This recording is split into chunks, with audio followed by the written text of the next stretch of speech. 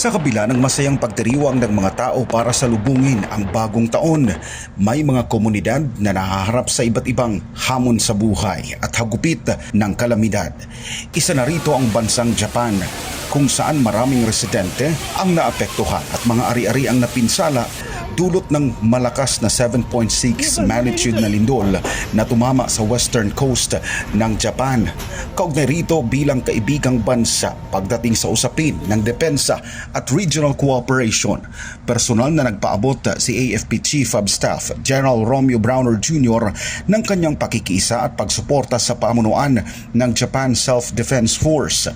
Ayon kay General Browner, nakahanda ang kanilang hanay para umalalay sa mga kinakailangang tulong sa mga apektado ng kalamidad, katuwang ang Japan Self-Defense Forces. Matatandaan agad na nagpalabas ng isang major tsunami warning ang mga otoridad ng Japan kasunod ng nangyaring malaking lindol sa lugar. Sa gitna naman anya ng mga kahalintulad na pangyayari, mahalaga ang international cooperation, lalo pat malalim ang relasyon ng Pilipinas sa bansang Japan dulot ng pagtutulungan nito sa maraming pagkakataon. Matatanda ang niyanig ng magnitude 7.6 na lindol ang Central Japan, kasabay nito ang pagpapalabas ng tsunami warning para sa mga nakatira sa West Coast. Ayon naman sa ulat, nawala ng kuryente ang libu-libong kabahayan at naantala ang operasyon sa ilang paliparan at tren sa apektadong rehiyon at posible pa nila itong masundan ayon sa mga otoridad.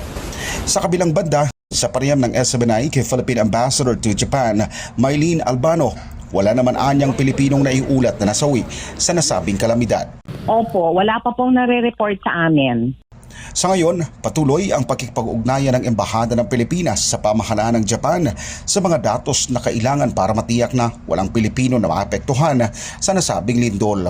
Ang mahalagaan niya sa ngayon, ligtas ang mga Pinoy matapos ibaba ang tsunami alert sa apektadong rehiyon.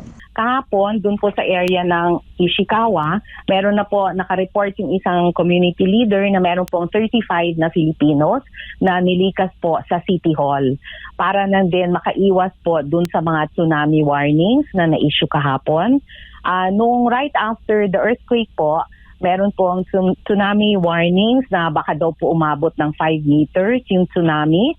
Pero later in the day, na-downgrade na po yon to 1 meter to 3 meters. Nagkaroon na rin ng maraming aftershock ng lindol kaya hindi mo na pinauuwi ang mga residenteng apektado ng sakuna.